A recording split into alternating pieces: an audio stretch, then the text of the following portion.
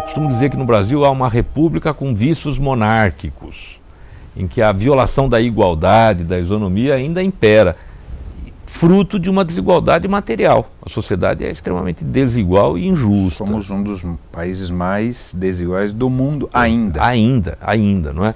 E com alguns resquícios que vêm lá. O último país a acabar com a escravidão, né? Uma república num continente monárquico, não é isso? A única identidade nossa talvez seja a língua. Começa agora Quem Somos Nós? O programa para quem tem prazer em conhecer. Uma parceria Eldorado FM e Casa do Saber. Apresentação Celso Loduca.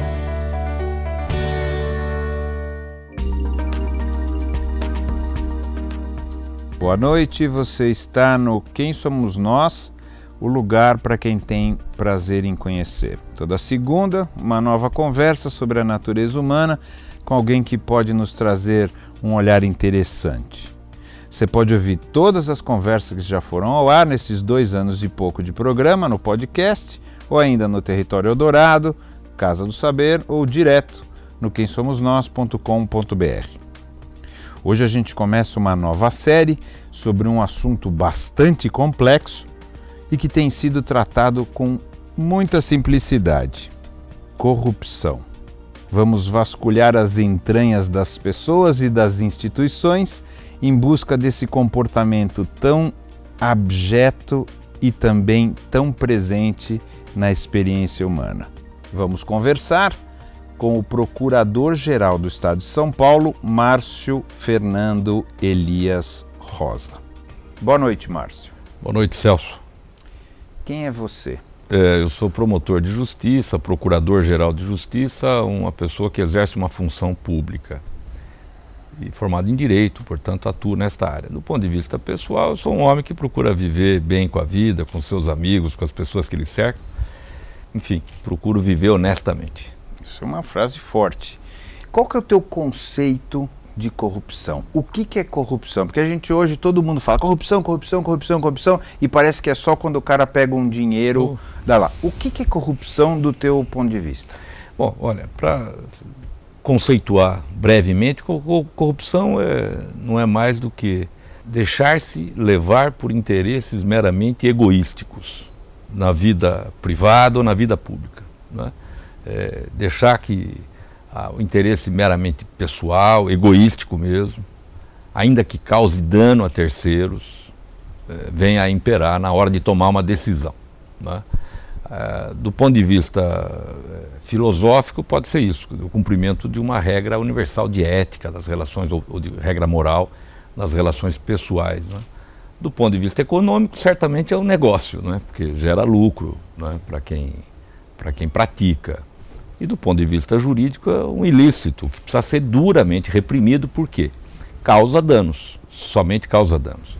Mas você toca num ponto, Celso, que é importantíssimo e que ajuda muito a entender um pouco o problema no Brasil. Muita gente associa a corrupção ao enriquecimento ilícito. Acha que só ocorre corrupção quando alguém se apropria de algum dinheiro ou tem alguma vantagem.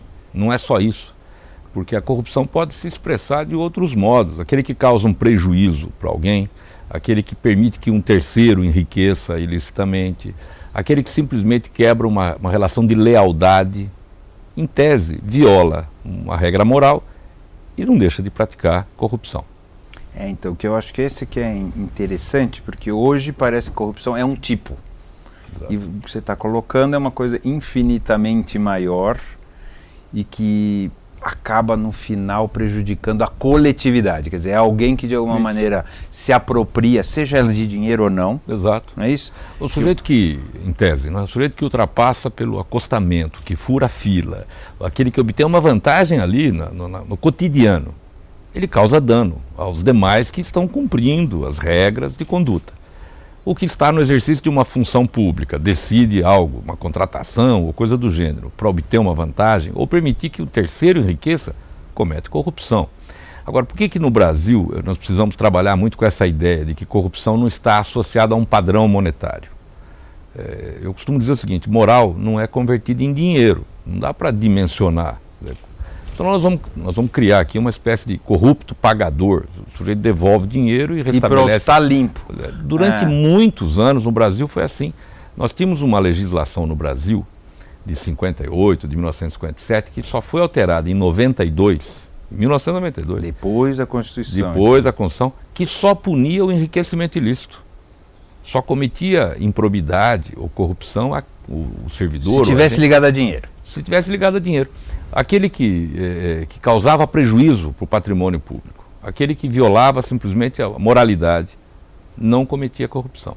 E nós tivemos alguns escândalos na década de 90, muito antes disso que está acontecendo no Brasil hoje, em que a principal linha de defesa dos investigados na ocasião foi: mas eu não causei dano e eu estou devolvendo o dinheiro.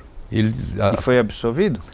Em alguns casos, o que se entendeu é que ali não havia mais razão de ser da aplicação da sanção, porque as pessoas devolveram o dinheiro ou repararam o prejuízo que tinham causado. Era o caso, ficou famoso na ocasião, de ministros de Estado que usavam aviões da FAB para ir passear para Fernando de Noronha. Isso. Eles iam lá infernizar os golfinhos de Fernando de Noronha com o dinheiro do povo, às custas da República. E quando surpreendidos, devolveram o dinheiro. É interessante o que você está falando, porque no final assim, a ideia de que aquilo que é do Estado é meu, já que eu sou ministro, eu posso usar como se fosse meu, não é isso? Essa distorção que veio acontecendo, isso é uma distorção muito específica nossa, ou dos latinos, ou existe isso? Porque existe também uma ideia de que assim, os brasileiros são os mais corruptos do mundo, né? Que nós somos as piores pessoas que existem, que aqui só ladrão é só aqui. Corrupção não é produto made in Brasil. Corrupção existe desde sempre. É humano, não é? É humano. A alma humana tem essa... Exatamente. Toda sociedade, toda relação interpessoal pode alguém tentar obter vantagem à custa de um jeito que satisfaça o seu interesse egoístico, ainda que isto custe prejuízo, dano a outro. Isso em todas as sociedades. Fazendo pesquisa sobre esse assunto, eu uma vez encontrei um dado interessante. Aqueles que guardavam os templos, os túmulos dos faraós, surrupiavam coisas que eram depositadas junto com os faraós. Quando eles morriam, eram colocadas. Então, a apropriação da coisa pública ocorre desde sempre na humanidade. Isso, infelizmente, é uma deformação do homem, e não do brasileiro. Então, a discussão é como nós devemos nos organizar para punir e coibir, ou sei lá... Prevenir. Exatamente. Então, e o que nos falta, então? Bom, eu acho que o Brasil vem avançando nisso. No caso brasileiro, vem avançando. Se nós compararmos com os escândalos da década de 40, de 50 ou do Império, nós vamos ver que hoje nós estamos num momento... Mesmo mais recente, quer dizer, eu acho que... Na década de 90... Nós estamos melhorando, né, nesse sentido. Muito. Estamos melhorando porque as instituições estão funcionando. Vamos lembrar o seguinte: o Brasil está hoje no período mais longo do regime democrático, da sua história republicana. E as instituições estão funcionando, né? O próprio Ministério Público, a Justiça, as polícias. Não tinha esse poder que tem hoje, né? Não tinha, e não tinha uma outra coisa. Eu falo porque trabalhei nessa área no início da década de 90. Nós não tínhamos instrumentos de investigação. Se tem um grande aliado da investigação nesta área, hoje é a tecnologia da informação. Hoje conseguimos quebrar sigilos bancários e cruzar as informações bancárias em dias, o que antes era absolutamente impossível. Celso, para você ter uma ideia e para o nosso ouvinte saber, quando nós quebrávamos o sigilo bancário de uma pessoa na década de 90, o Banco Central oficiava, ou era telex, para todas as agências bancárias pedindo que encaminhassem os extratos. E nós recebíamos cópia, xerox de extrato bancário, e era preciso reconstruir a movimentação bancária. Esse trabalho não existia. Centenas, milhares. Era absolutamente impossível. Hoje, em alguns minutos, é possível rastrear o dinheiro. E vendo por onde o dinheiro circulou, as pessoas que se beneficiaram. E é interessante, só um registro, que o sistema de movimentação bancária, o software chama Simba, foi desenvolvido pelo Ministério Público de São Paulo, Ministério Público Federal, Banco Central, há menos de 5 anos. E vem sendo um grande aliado nessas investigações todas.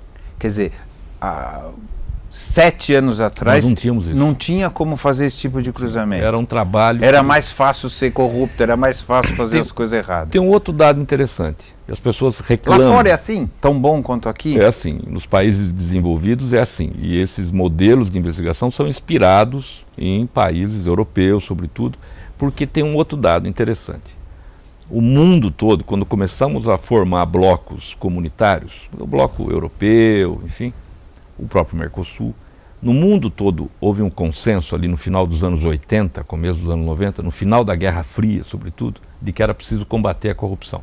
Então o Banco Mundial, os bancos, o FMI, as agências que financiavam esses países em desenvolvimento, fizeram um grande acordo internacional no seguinte sentido: é preciso coibir a corrupção em todos os locais. Nada pode justificar a corrupção, porque a corrupção praticada aqui causa dano lá na Bolsa de Valores em Nova York, ou então acaba favorecendo o narcotráfico em alguns países, para ver como é difícil o combate à corrupção no mundo todo. E não é um problema só do Brasil. Nós tínhamos, em alguns países europeus, dedução fiscal em razão do suborno praticado em outro país para o desenvolvimento da indústria. Acho que na França, não é isso? Alemanha. É a Alemanha. Nós tínhamos um país que todo mundo conheceu aqui no Brasil, as ilhas Seychelles, não é isso? Por causa do Collor. Exato, a lua de mel do Collor. É. Né? Que tinha uma lei de desenvolvimento nacional, de desenvolvimento econômico, que dizia o seguinte: quem aplicar mais de 10 milhões de dólares ou coisa do gênero, terá extinta a possibilidade de qualquer pena por crime praticado fora. Comprava-se a impunidade, desde que aplicasse dinheiro lá. Isso havia, isso não é tão longe, nós estamos falando da década de 70, 90, década de 80, né? 90. É 90 aqui, né? A lei é da década de 90. E aí a comunidade europeia fala: não, isso não aceito. Mas vamos fazer estabelecer um traço, não é? Do início dos anos 90 para cá, o mundo começa a se mobilizar no sentido de refrear a corrupção em qualquer local. Ficou muito cara a corrupção, causa muito dano, e já não há mais aquele conteúdo ideológico que havia muito na década de 50, na década de 60, que era a não expansão do capitalismo lá no bloco soviético, ou a não expansão do comunismo aqui, né, nas Américas, por exemplo. E há quem diga, e eu acho com razão, de que em nome dessa não expansão dessas correntes ideológicas, patrocina muita corrupção e muita ditadura marcada também pela corrupção. Então mudou o mundo, mudou o Brasil. O Brasil, em 88, na Constituinte, elege o princípio da moralidade como obrigatório. Em 92, a lei de improbidade. Depois disso, lei de transparência, lei de responsabilidade fiscal. E, como eu falei, o sistema de informação. Ficou mais fácil de apurar, de punir. Agora, a justiça começa a funcionar, né? Nós já tivemos alguns casos interessantes aí que a população tomou conhecimento. E isso é fundamental para prevenção e, obviamente, para também reprovar a conduta de quem comete qualquer forma de corrupção. A minha sensação, então, se você coloca como uma natureza humana de se desviar de alguma maneira, né? Nós vamos voltar nisso em algum momento, né? Porque será que a gente é assim? Mas essa é uma outra conversa. Mas assim, e que toda a ideia é montar uma estrutura institucional que tenta coibir ou tenta evitar. Quais são os lugares onde você vê que isso funciona bem? Por que é que funciona bem? E por que é que a gente demorou mais para chegar em lugares assim? Ou também não é verdade que a gente demorou mais para punir ou evitar ou coibir a corrupção? Olha, eu acho o seguinte, né? No Brasil, primeiro nós tivemos essa associação equivocada de que só há corrupção quando há dinheiro envolvido. Por outro lado, o nosso sistema judicial, sobretudo processual, é muito demorado, com aqueles incidentes processuais todos. Que você pode recorrer e recorrer do recurso. O resto da vida. Exatamente. Então a justiça tarda. Agora, não é só para a hipótese de corrupção. Vamos lembrar, a reclamação contra a morosidade da justiça não diz respeito só a isso. Diz respeito a tudo. Qualquer coisa, qualquer assunto. Então, o sistema não estava apto a funcionar de maneira mais adequada. Hoje, no entanto, se nós pegarmos os levantamentos internacionais, nós vamos descobrir o seguinte: em média, a investigação de um grande escândalo leva 7 anos, 8 anos, no mundo. E o caso mais longo de 2014 talvez tenha sido 15 anos e foi na Alemanha. Então, aqui no Brasil... Estamos até bem, então, para falar a verdade. Estamos até bem. Esses últimos escândalos que nós estamos tendo contato, a resposta tem sido rápida, mas ela nem sempre é fácil de ser obtida. Eu gosto de exemplificar, né, para que as pessoas possam compreender. Muitas vezes envolve transações cuja circulação do dinheiro não se dá num só país, em vários países, em momentos distintos, e usando quase sempre interpostas pessoas. É um trabalho difícil de ser feito. Empresas parentes, enfim, ou nomes fictícios, enfim. Nós temos que fazer uma reconstrução de algo que foi praticado para não ser descoberto. Vamos sempre lembrar disso, que quem comete um crime como este, um ilícito como esse, ele faz com a perspectiva de esconder ao máximo. Então, para desvendar é muito fácil. O que tem ajudado na atualidade são esses institutos que agora começam a ganhar repercussão, né, como a leniência, no caso de fraude administrativa, enfim, que as empresas normalmente fazem, ou a colaboração premiada, né, que a imprensa chama de delação premiada. Qual que é a tua opinião sobre isso? Favorável. Favorável. No mundo todo existe. Aqui no Brasil sempre existiu, ou sempre, existe desde 1986. E se nós formos pegar os grandes casos de organizações criminosas na Itália, no Japão... Mãos limpas, lá Yakuza. Exatamente. Na Rússia. Elas só foram desbaratadas em razão da delação premiada. Alguém, ou da colaboração premiada, alguém surpreendido e descoberto, resolve... Contar para poder... Contar. Não necessariamente entregando outros, porque pode não ter mais ninguém envolvido. Basta que ele confesse o crime que ele praticou. Diga de que modo aquela organização pode deixar de existir. Quase sempre envolve terceiros. Tem gente que diz que o cara usa isso, você tem experiência, eu não falo a menor ideia disso, que o cara usa isso para... vou prejudicar esse e salvar esse. Não. Eu vou fazer assim, né? Que o cara negocia quem que ele vai prejudicar. Isso aí também é... Não é lenda. É lenda. Outra lenda no Brasil é de que só quem está preso faz a delação. Não é verdade. Esse grande escândalo que nós estamos acompanhando, mais da metade das delações é de pessoas que estão soltas. Não que estejam ou estiveram presas. Não é verdade. Essa é outra crítica que se faz, é que prende para a pessoa ficar frágil psicologicamente. Mas ela isso também não é assim que... Não é esse E neste caso específico que nós estamos acompanhando pela imprensa, volto a dizer, o maior número de delações de pessoas que estão soltas, não presas. E que não querem ser presas. E não querem ser presas. Mas qual é a vantagem que o investigado, o réu, tem? Ele tem reduzido a sua pena. Ele pode reduzir, ele pode até alcançar o perdão judicial. Tamanha a colaboração dele, enfim. Isso só é possível se o crime que ele está denunciando, que ele está entregando, não tem a grande... não matou, exato, uma importância muito grande. Quase sempre é de alguém que entrega o comparsa, não é, o coautor.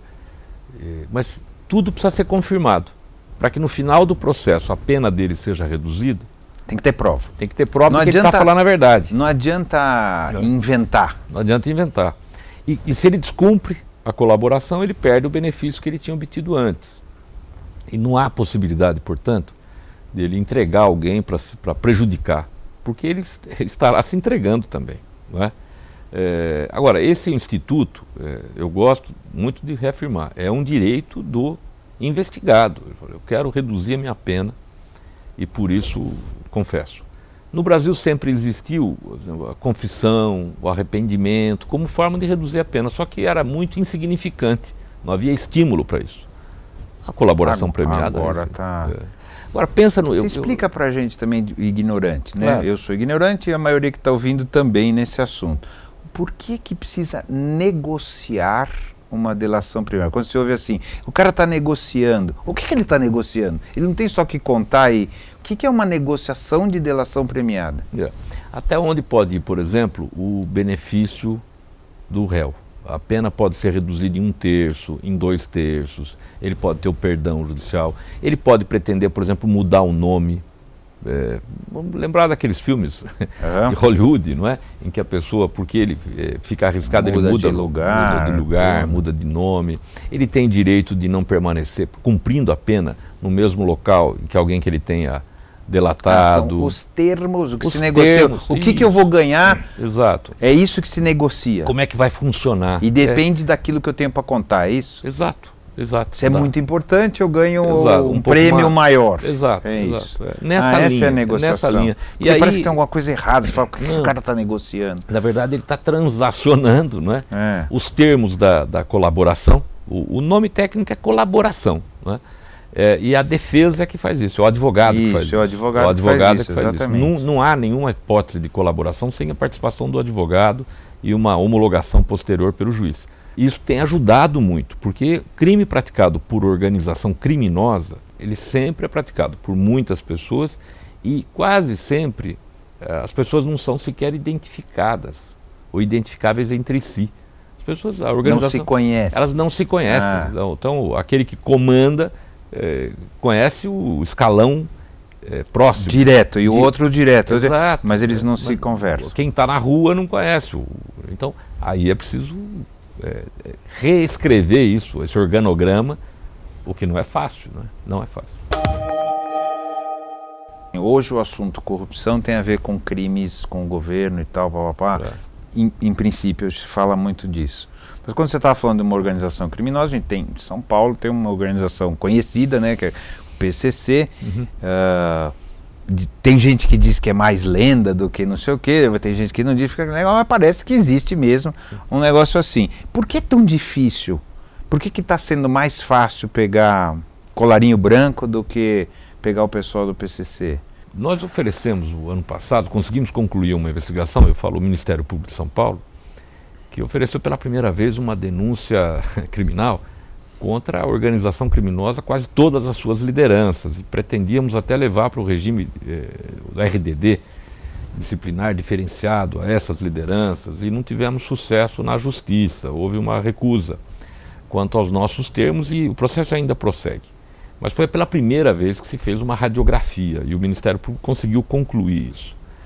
É difícil porque, diferentemente desses outros escândalos envolvendo a administração pública, a organização criminosa que atua no crime mesmo, crime contra o patrimônio, narcotráfico... O crime do dia a dia. É muito variado.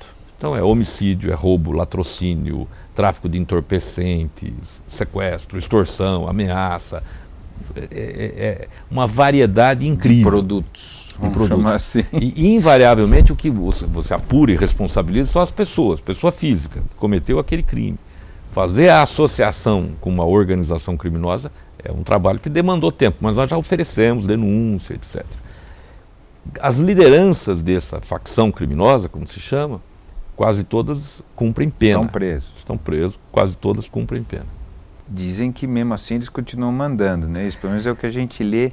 E eu estou falando sempre do ponto de vista do leigo, né? Pelo amor, fica à vontade de falar que é uma bobagem o que eu estou falando, mas é o que as pessoas falam. Que, como é que os caras mandam ainda dentro do presídio? Como é que não sei o que lá? Como é que a gente não consegue? O sistema prisional brasileiro, esse precisa de uma reforma urgente em todos os aspectos. Mas tem uma máxima que é verdadeira, né? Nem sei se é uma máxima, mas é uma ideia que me ocorre.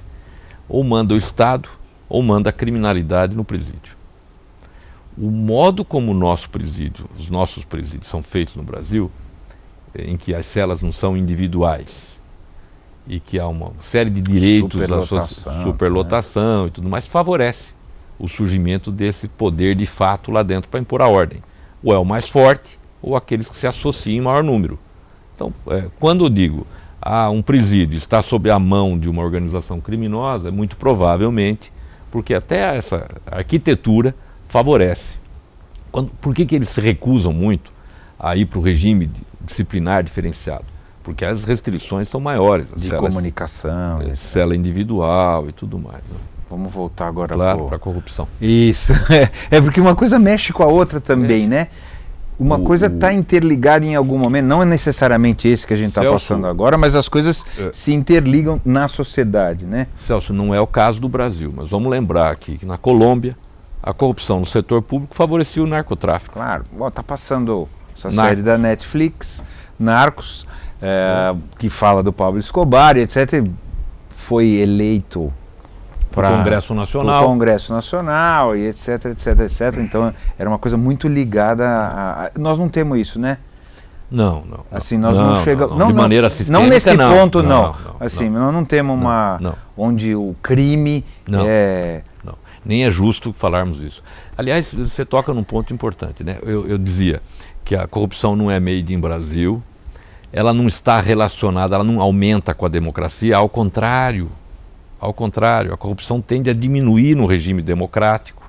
Comprovado historicamente. Historicamente. Né? Porque a gente fala mais. Porque né? tem transparência, tem liberdade de imprensa. Eu me lembro sempre que na década de 70, não que eu fosse adulto, nem muito menos procurador, né? Nessa época, na década de 70, eu era garoto, mas pesquisando esse assunto, na década de 70 nós tivemos alguns escândalos envolvendo corrupção no Brasil, que nunca foram investigados, apurados. Não podia ser noticiado. No relatório Saraiva da década de 70. As pessoas não podiam conversar sobre esse assunto. Não se falava com isso, a censura.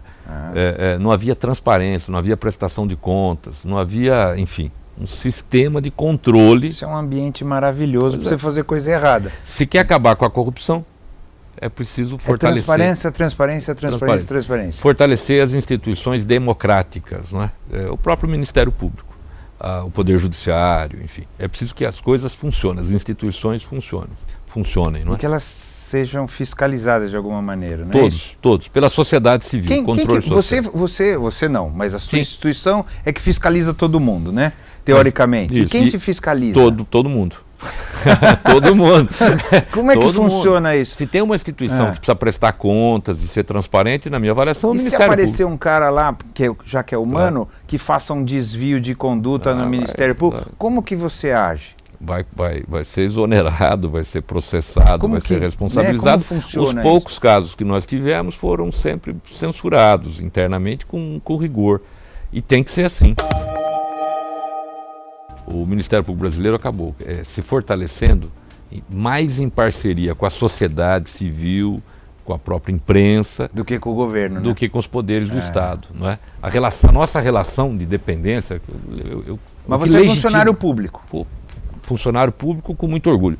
Então, mas ao mesmo tempo não é funcionário do governo. Não. Nesse sentido que o Brasil confunde público com governo. Né? Estado com governo. Isso, né? Exatamente. Estado com governo. Aqui no Brasil é uma mistura disso. É isso mesmo. E falta para o Brasil quase sempre um projeto de Estado, né? E não de governo, porque o governo é sempre transitório. Claro. Né? A gente precisa pensar, né? Nós precisamos ter uma política de combate à corrupção do Estado brasileiro. Não de maneira pontual por nenhum governo, né? E aí é que nós vamos conseguir reduzir a níveis suportáveis a corrupção. Porque acabar com a corrupção... É impossível, né? No mundo inteiro, nenhum país acabou. Olha, Celso, se fizer uma pesquisa de opinião pública na Inglaterra, e o Instituto Gallup já fez isso lá atrás, a imensa maioria da população não confia na seriedade do parlamento. Não é? Voltar a falar da Alemanha. Tinha uma figura da Alemanha famosa, Helmut Kohl, exatamente. Conservador, seríssimo. Cara de bonzinho, cara de tiozinho honesto. Quando caiu, a associação era com campanha política, com dinheiro para o partido político, salvo engano, até envolvendo um banco aqui da América do Sul. Ou seja, isso acontece em todo lugar, acontece o tempo todo.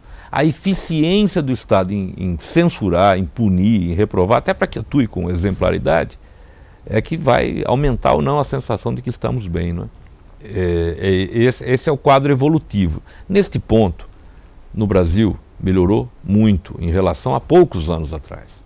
Falamos sobre esse tema abertamente, a imprensa se dedica a isto, as pessoas estão sendo punidas, o judiciário tem conseguido responder a esses escândalos, e ao final desse processo, eu acho que a democracia no Brasil sai fortalecida. Eu acredito também. A única coisa que talvez esteja aparecendo é que está focado. num determinado tipo de coisa. O que você está me falando é um assunto que, na verdade, é muito grande, é mais institucional do que focado ou num partido, ou numas pessoas, ou na Petrobras, como se fosse um lugar corrupto em si. Você estava falando da história das petroleiras, tá certo? Sim, no mundo todo, né? Se nós fizermos uma pesquisa dos grandes escândalos de corrupção, nas principais áreas de corrupção, isso é estudo feito ano passado, né? 21% dos escândalos no mundo, ou em 400 escândalos investigados no mundo, 20% se referia a empresas de exploração de petróleo e extração de minerais. 4% na construção civil, 2% em distribuição de água. É de 20 para 4, é isso? 20 para 4. Quer dizer, o segundo já é bem... Quer ver um outro dado interessante? A OCDE examinou 400 casos em 41 países no mundo. Só 5% envolvia ministro de Estado ou presidente de estatal. O restante era do segundo escalão para baixo, que é normalmente aonde ocorre a fraude ou a corrupção. Não necessariamente há o envolvimento... É uma intenção... né? Agora, veja, isso acontece no mundo todo, não apenas no Brasil. É óbvio que nós vivemos no Brasil e aqui nós queremos que a ética, a moralidade administrativa tenha que imperar. Mas é importante fixarmos o seguinte: não há uma deformação moral do povo brasileiro. O que há no Brasil, e aí eu acho que nós precisamos, com o tempo, acho que aumentando um pouco de investimento em educação e com isso uma elevação dos princípios éticos, nós precisamos fazer uma dissociação melhor do espaço público para o espaço privado. Eu costumo dizer que no Brasil há uma república com vícios monárquicos, em que a violação da igualdade, da isonomia ainda impera, fruto de uma desigualdade material. A sociedade é extremamente desigual e injusta. Somos um dos países mais desiguais do mundo ainda. Ainda, não é? E com alguns resquícios que vêm lá. O último país a acabar com a escravidão, né? Uma república num continente monárquico, não é isso? A única identidade nossa talvez seja a língua portuguesa. E uma república também que não foi burguesa, feita, né? Meio, né? Tá certo? Assim, não era uma vocação republicana, né? Na verdade. E olha, veja, tem dois valores importantes: república e democracia. Não é? A república de que o interesse público tem que preponderar sempre, de que todos são iguais perante a lei, de que não existe nenhum espaço de irresponsabilidade, ninguém fica impune, e nem sempre isso ocorre no Brasil. Quase nunca ainda. Pois é, há ainda as castas de privilegiados, tal. E por outro lado, na democracia, a participação política, a boa representação política, partidos políticos fortes, consolidados. Também ainda a gente não conseguiu fazer isso. Veja, nós estamos indo para 33 partidos políticos no Brasil, Celso. Haja compromisso ideológico, hein? Há uma difusão. Virou um balcão, o cara abre o partido para vender horário, né? Exato. Quando fala da reforma política, ela é necessária e tem que ser feita por políticos, que fizeram esses 33 partidos. Como é que desata esse nó no teu ponto de vista? Porque tem que passar por isso. Como é que você faz que as próprias pessoas que criaram as dificuldades para transparência, para a gente andar, né? Como é que você se espera que eles mesmos desarmem as armadilhas que foram armadas? Olha, eu primeiro acreditando que a maioria seja correta, honesta, tenha compromissos éticos e morais, a maioria, e que essa maioria prepondere ao final. Mas se não tiver a maioria... Não tem acontecido nas votações, mas tá certo? Vamos imaginar o seguinte, vamos imaginar que não tem a maioria e que não prepondere. Há um poder que funciona como esteio mediador desses conflitos, que é o Poder Judiciário. E aí vem o papel do Supremo Tribunal Federal, por exemplo, né, para corrigir a distorção. Tem gente que diz que está exagerado até o papel. Não tá. Não tem? Tem gente que fala, não, está suplantando, já está querendo acima dos outros, do desequilíbrio. Celso, em todo mundo, o judiciário acaba enveredando pelo campo da política quando o legislativo hesita demais ou quando o executivo é omisso. Isso acontece no mundo todo, Porque o judiciário acaba exercendo um papel fundamental em duas áreas aqui. Primeiro, no controle do abuso dos outros poderes, mas também para salvaguardar ou respeitar o direito das minorias. Uma coisa que acaba a gente se esquecendo. Democracia não é preponderância da maioria, é respeito a todos. Então ninguém vai olhar para a minoria, não é? E aí o judiciário acaba exercendo um papel fundamental. Para o particular, para o cidadão, a sensação é de que o judiciário não existe porque demora muito. Demora demais. E é verdade, né? Pois é. No mercado, no setor privado, que a justiça custa muito caro. E para a política, que a justiça é muito intervencionista. Se todo mundo fala mal, é isso? Todo mundo fala mal. E é pouco de verdade em tudo, não? Não, eu acho que tem que... É um pouco muito caro, é um pouco intervencionista e é muito demorado. Exatamente. Um pouco é verdade, mas... Um pouco é verdade. Agora, disso tudo, eu acho, nós precisamos corrigir imediatamente para que a justiça funcione na vida das pessoas, materialmente, lá, todo dia, na vida das pessoas, e que ele intervenha sempre que necessário para fazer com que aquilo que a Constituição declarou, isso que a República pressupõe... Mas falta juiz, falta estrutura... Falta tudo. Falta, né? Falta. E quando a gente fala isso, ou seja, falta funcionalismo público. Isso. E as pessoas falam, não, tem que cortar funcionalismo público. Aí fala assim, tem que ter mais educação pública, que precisa de mais professor também, mas tem que cortar. Como é que funciona essa coisa? Eu acho o seguinte, quem escolhe ser promotor, quem escolhe ser juiz, ele aceita a condição atual. Não dá para a gente trabalhar também com a utopia de imaginar que um dia nós seremos o triplo do que somos hoje, né?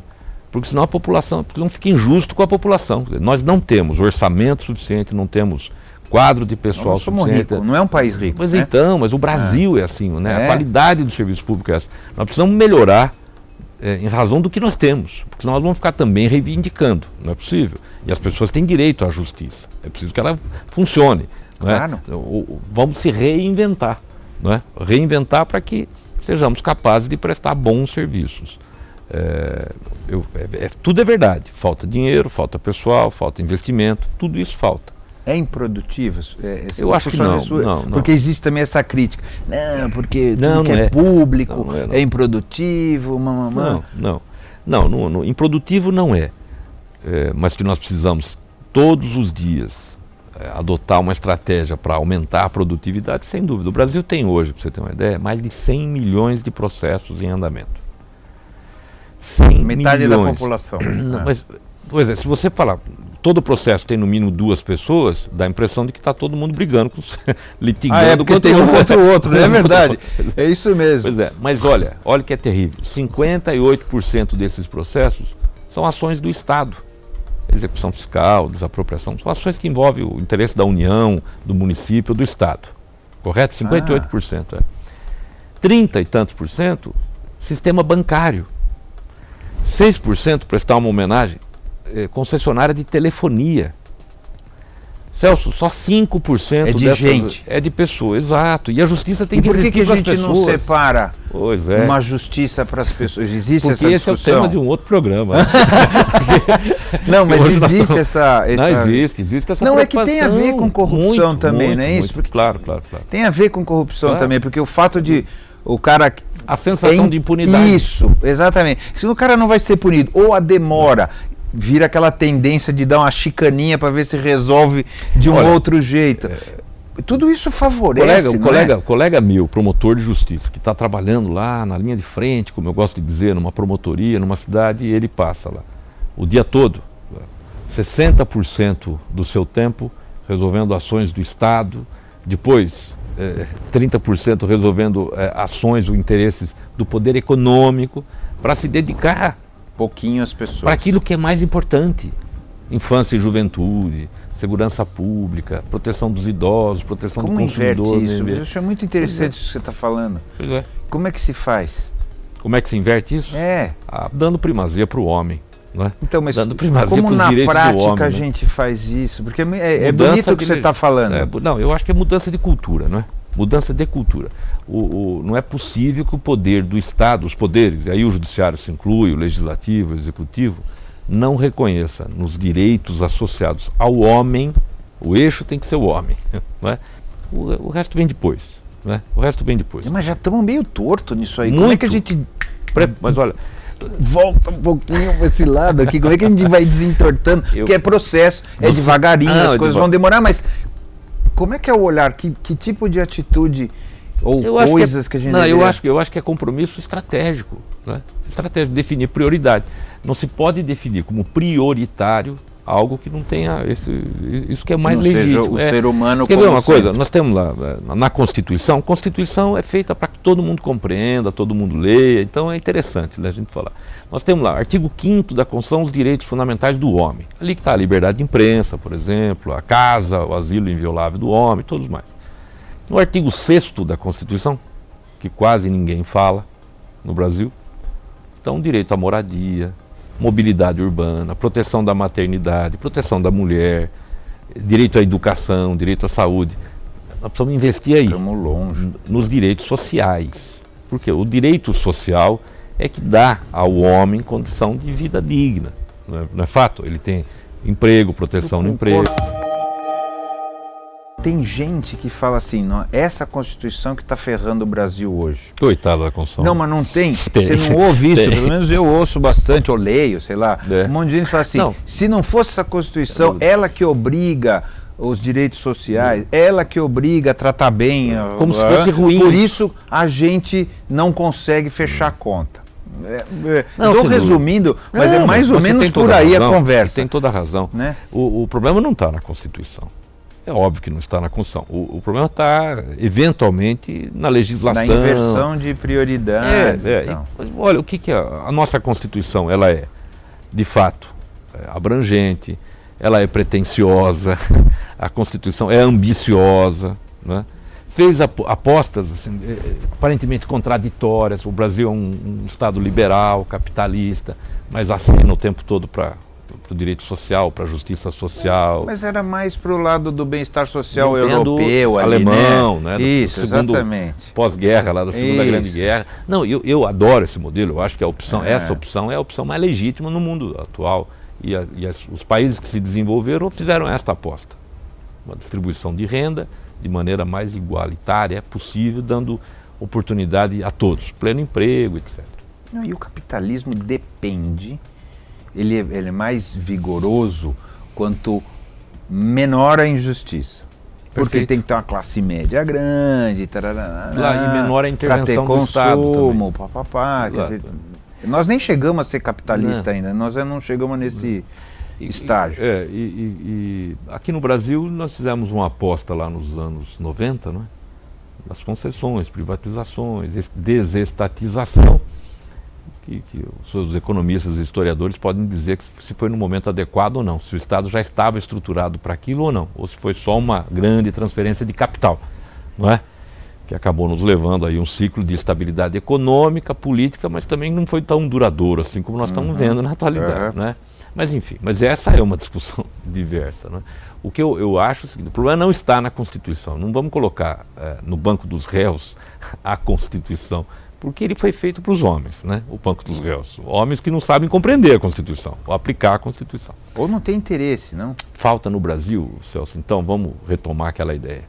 Projeto de Estado brasileiro e não de governo brasileiro. Não se pode confundir, né? O momento eleitoral com uma política de Estado, mas nós não que é duradoura, mas permanente. Não está indo bem isso também.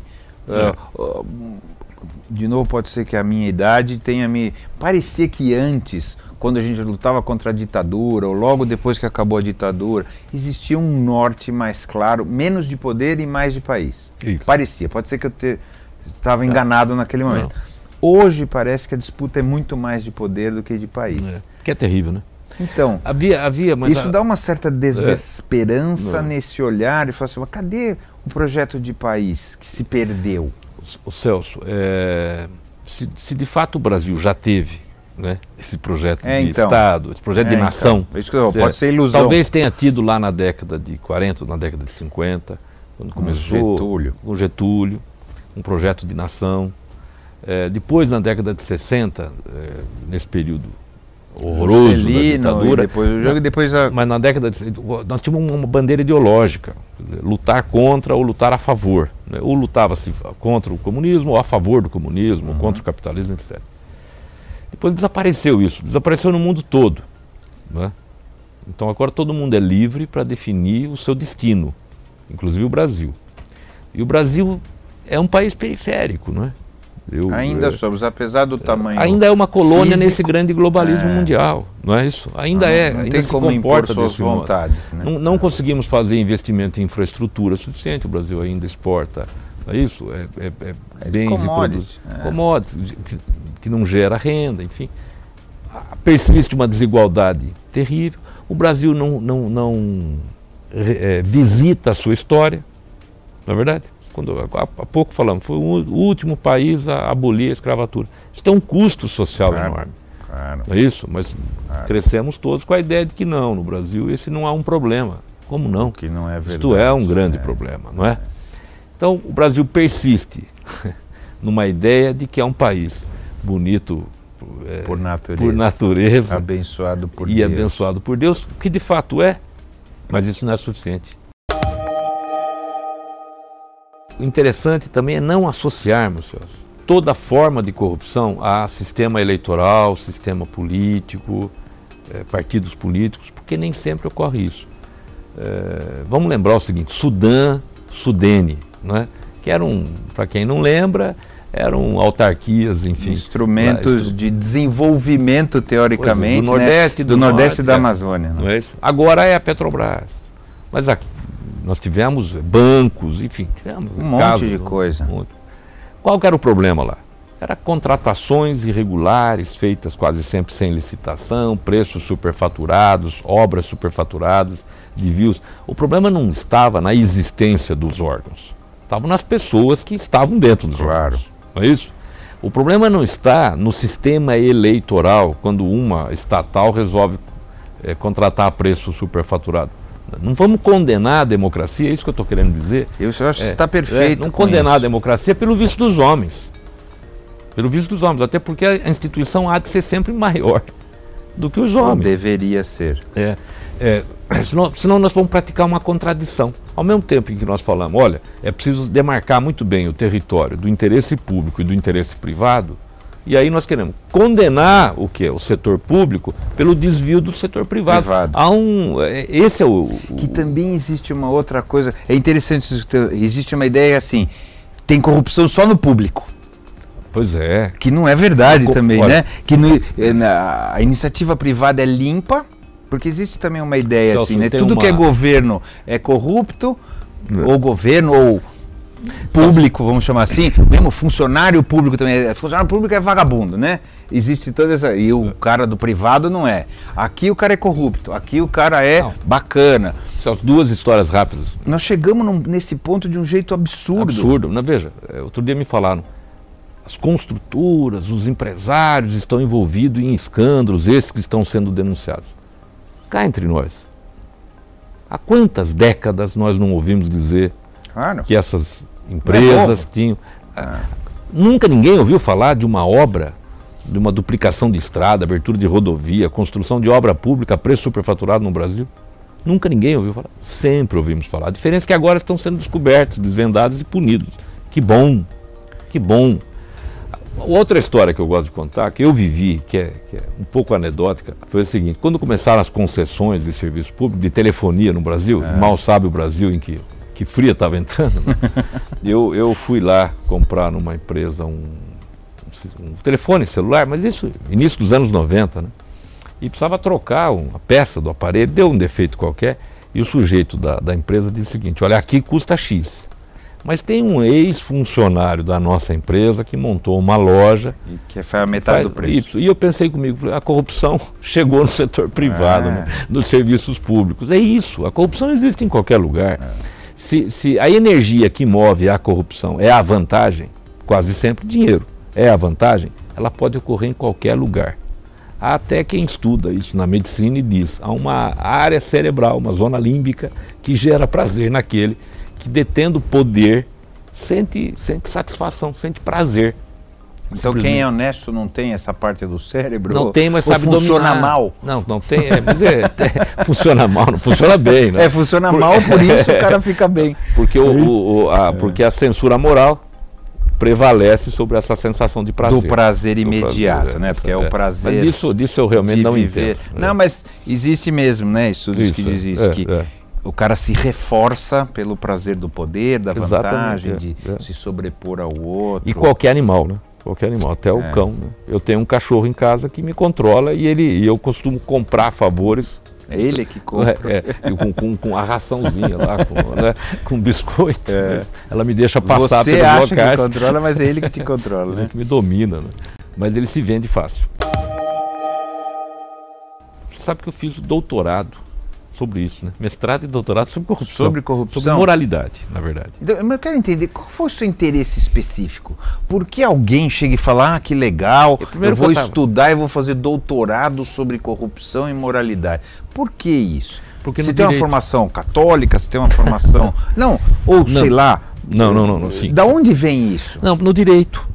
Eu, como promotor de justiça, fui me especializando em uma área. A minha é verdade, vem da pessoa isso. Perfeito, mas da onde que vem isso em você? O interesse em estudar administração no dentro do direito, e aí a preocupação com regra moral de comportamento. Há um dilema no direito que é o seguinte: a moral comum difere da moral jurídica. E era algo que eu confesso a você, durante todo o meu estudo, tinha uma enorme dificuldade de compreender. Te incomodava, mas por quê? Qual é o conteúdo da moral jurídica e por que ela difere da moral comum? Quem se dava ao trabalho de escrever sobre isso, dizia, obviamente, a moral comum difere da moral jurídica. Mas não dizia mais nada e eu ficava incomodado com isso. Quem desgraçado, vontade de processar o sujeito que falava isso. Ele precisava compreender, e aí não há outro modo de compreender senão estudando, e aí tentei aprender e tive bons professores que me ensinaram. Mas o interesse, a moral comum, ela é ditada por conteúdo religioso, muitas vezes filosófico, do cotidiano. Claro. Algumas regras morais, o sujeito nem sabe por que apreendeu e segue toda a vida. Essa é a moral comum, né? O sujeito não frequenta local de má reputação, tem gente que não corta o cabelo, não é isso? Agora, o direito não pode manejar essa moral. O direito precisa manejar uma outra moral. Aquilo que pode ser comum a todos, independentemente da vocação religiosa, das crenças todas. Lealdade, imparcialidade, transparência, em alguns casos. Não precisa ter nenhuma lei que diga todo juiz será imparcial. Essa é uma regra moral, correto?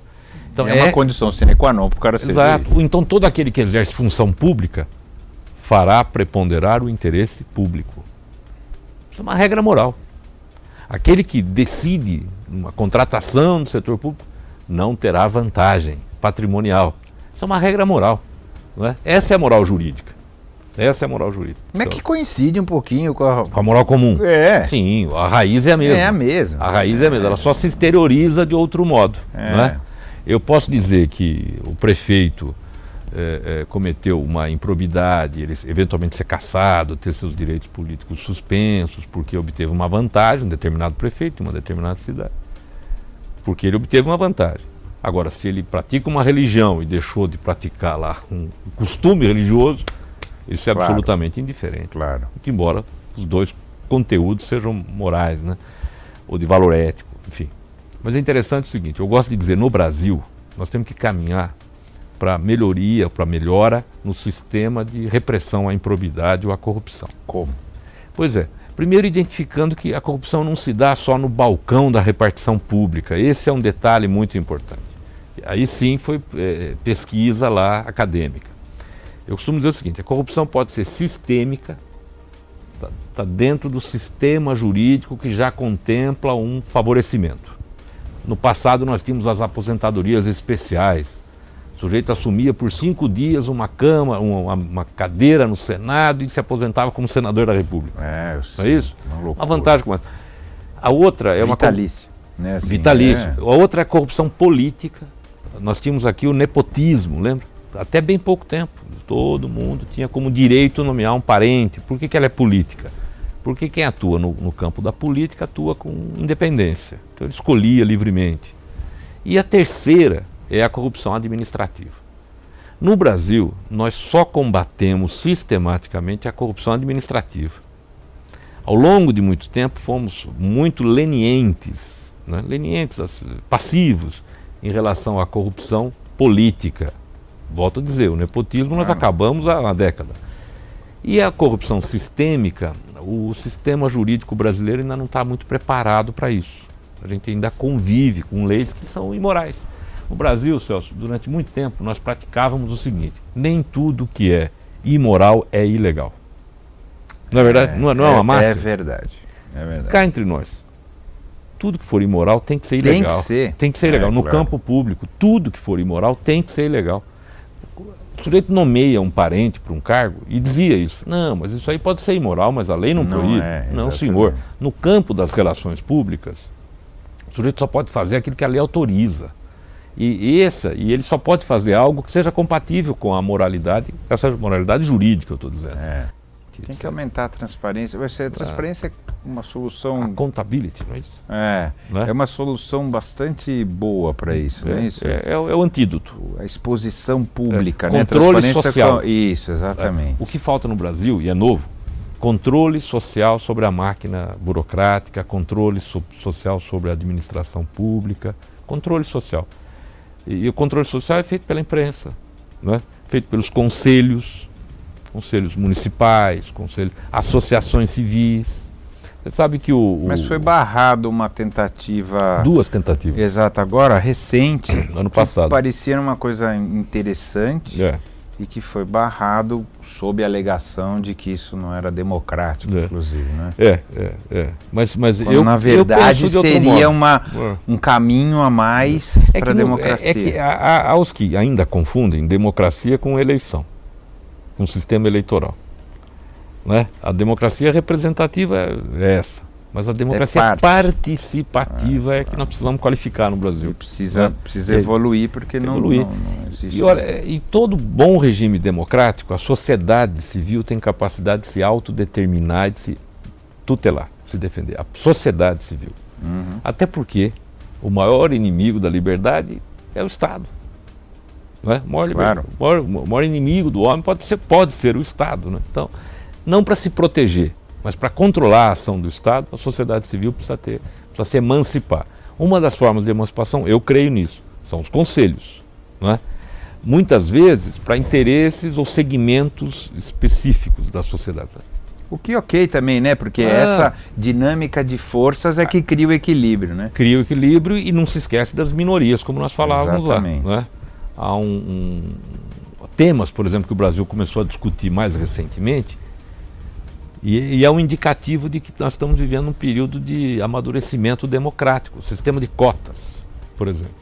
É isso? Super criticado, por um lado, e muita gente defendendo e com clareza de que precisa se corrigir. Exato, mas não precisa ser debatido, discutido, não pode ser ignorado. Um tema como esse não pode ser ignorado. Se nós conseguirmos, de fato, aplicar a lei, não é? Fazer com que as pessoas se responsabilizem. Já tem lei suficiente. Esse negócio de ficar, tem que refazer tudo, é blá blá blá. É isso? Olha, com todo respeito, e eu sei que há um movimento forte de campanhas para mudar a lei, vamos aplicar estas, né? Vamos fazer direito essa, depois a gente vê o que acontece. Porque, olha, sob o signo de que a lei precisa ser alterada, Você não altera nada, não é isso? Não altera nada e muita gente justifica o seu erro, não é? Tá bom, do jeito que tá bom, vamos cumprir a lei, aplicar, responsabilizar as pessoas, repatriar dinheiros, fazer com que todos cumpram pena quando tiverem que cumprir pena, não é? Pelo tempo necessário, atuando exemplarmente em todos os casos e não apenas em alguns. Não vamos colocar em xeque a democracia, não vamos colocar em xeque nem sequer os partidos políticos com o sistema de representação. Vamos fazer com que as instituições funcionem e o Brasil se fortalece. Olha, eu acho lindo o que você está falando, de verdade. De verdade, honestamente, eu acho muito bonito, e vindo de você, assim, que tem uma representatividade grande na sociedade e que entende desse assunto mais do que ninguém, é maravilhoso, porque acho que está faltando um pouco desse bom senso. Por que você acha que está faltando? Por que você acha que... Eu tenho a sensação que está virando uma maluquice e que a gente corre riscos grandes com a maluquice. Pode ser que eu esteja errado, mas eu estou com essa sensação. Você falando isso, nossa, por que a gente não está caminhando assim? Celso, porque política é baseada também no convencimento da pessoa, não é isso, né? política é mais ou menos como propaganda. Eu sei. Não é? Propaganda, não publicidade. Propaganda de propagar, não é isso? De tentar convencer as pessoas a seguir o seu modelo, não simplesmente de divulgar, de informar, claro, não é isso? Claro. De propagar mesmo. Política é baseada nisso. Se propaga que o outro que está no poder tem uma deformação moral, tende a haver uma rejeição. Se propaga que o outro é corrupto, tende a ficar isento desse mesmo julgamento. Na política brasileira, é interessante. Historicamente? Não, assim, sempre, mas historicamente, quem sai na frente acusando o adversário de corrupção se livra da mesma acusação. Isso nos embates, quando nós tínhamos assim, duas lideranças disputando, aquele que saía na frente dizendo que o outro é corrupto, ele poderia ser tão ou mais corrupto, mas ele tende a se safar. Vamos lembrar, o Jânio foi eleito o signo da vassoura, lembra disso? Claro. Varre, vassourinha. E todo mundo sabe exatamente a história do Jânio. O Fernando Collor de Mello, senador Fernando Era o Collor caçador de Marajás. Caçador de Marajás. E demonizava o Sarney. Pois é. Então, nós vamos pegar então, não preciso nem falar. Tem vários. Não, tem vários. A história inteira é assim. Pois é. E quase sempre. O Lacerda, né? A bandeira do combate à corrupção é sempre uma bandeira que seduz. Falsa, não é isso? É falsa, mas é moralista, é falsa, ela é contra, na verdade, a representativa. Mas ainda funciona. Por quê? Porque nós somos um país pouco educado? Porque ela funciona também lá fora, em lugares mais educados. O que você acha? Como é que funciona um negócio que é tão claramente, historicamente, ele é só um artifício? Por que funciona? Por que você acha que Por que você acha que esse ódio que vira, não sei se a palavra é ódio, mas que a gente está vivendo um momento esquisito. Intolerância. Boa, melhor, talvez. Intolerância. Por que ainda funciona esse tipo de truque? Porque tem poder de sedução. Tem poder de sedução. Vivendo num país tão desigual, em que a injustiça social, a desigualdade material é absurda, é constatada em qualquer lugar. É uma cidade como São Paulo, né? Andando pelo centro da cidade, pessoas dormindo no chão. Não é isso? Pessoas morando na rua. É uma loucura. Olha, não há quem não se sensibilize com um quadro desse. E ouvindo o entoar de um discurso moralista de alguém, isso tem um alto poder de sedução. Mas não apareceu ainda a luzinha vermelha e falou, discurso moralista, tem alguma coisa errada? Nós vamos chegar lá, Celso. Eu acho que nós vamos chegar lá. Mas de qualquer modo, eu acho que vamos lembrar, a nossa democracia, a redemocratização... Novinha, né? Novinha, tadinha. Começou em 1988, né? 85 com a lei da anistia, mas enfim, não é? Com a Constituição de 88, na verdade. Constituição de 88. E a remodelada. E a primeira eleição direta que tivemos, que foi de 89, do Collor, não foi bem sucedida. Erramos na mosca. Pois é. Impeachment do presidente da República. Mas naquele momento, tivemos o impeachment e o Brasil saiu fortalecido. Tivemos um governo de transição. Surpreendentemente. Eu já era mais adulto, você também nessa época. Não há dúvida. E a gente ficou com medo. Eu não sei se você ficou com medo naquela época, porque surpreendentemente parecia que a coisa ia degringolar, a gente ia voltar de um jeito esquisito. E a gente conseguiu, o país conseguiu passar bem por isso. Mas numa situação política, eu acho, totalmente diferente da que vivenciamos. Completamente. Até porque nós estávamos já em face de um governo bastante fragilizado. Para onde você acha que a gente está caminhando? Eu sei que é chute, mas assim, claro, de alguma maneira é uma visão tua. Para onde você acha que a gente está indo? Celso, olha, não sou eu que falo isso. Marx já falava que a crise pode ser um estágio inicial de um outro momento evolutivo. Né? Crise. Depois que passa a gente consegue falar isso. Durante não dá para falar isso. Mas durante é sempre uma porcaria. O antídoto é otimismo e esperança. Né? Por que eu sou otimista? Nós estamos vivendo uma estabilidade econômica, uma estabilidade política, pós-eleitoral, né? A eleição acabou de ocorrer, nós estamos muito perto da eleição. Que coloca em xeque tudo. Muito bem. Mas é o início de uma nova fase. É o início de uma nova fase que há de ser uma fase boa. As instituições, volto a dizer, estão funcionando. O Ministério Público, o próprio Poder Judiciário, a sociedade civil, os órgãos de imprensa, de comunicação, e todas essas instituições funcionando dão alguma resposta. Vamos só esperar que o mercado se comporte não é? Para que haja não tão selvagem, não, né? Tão selvagem, que contenha um pouco, né? Que o capital também não queira capturar o interesse público, não é isso? Não apenas a ambição pessoal particular.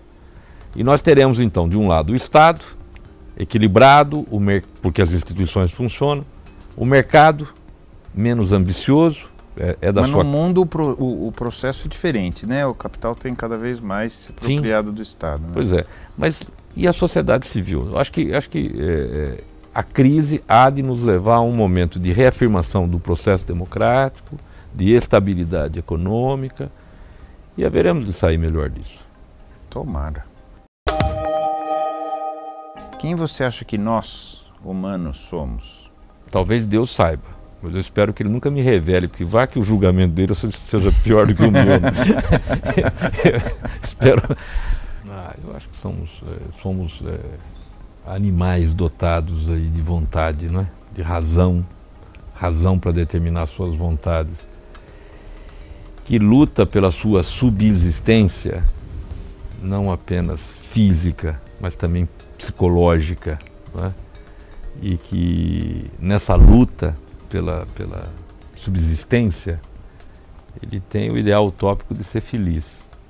E ser feliz é se sentir digno em relação a si mesmo, em relação ao próximo, e vai encontrar, quando estiver já no tempo da memória, da própria memória, né, razão suficiente para dizer, valeu a pena.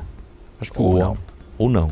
Mas eu acho que o homem vive com a ambição de um dia ter essa sensação. Ter a sensação de que valeu a pena.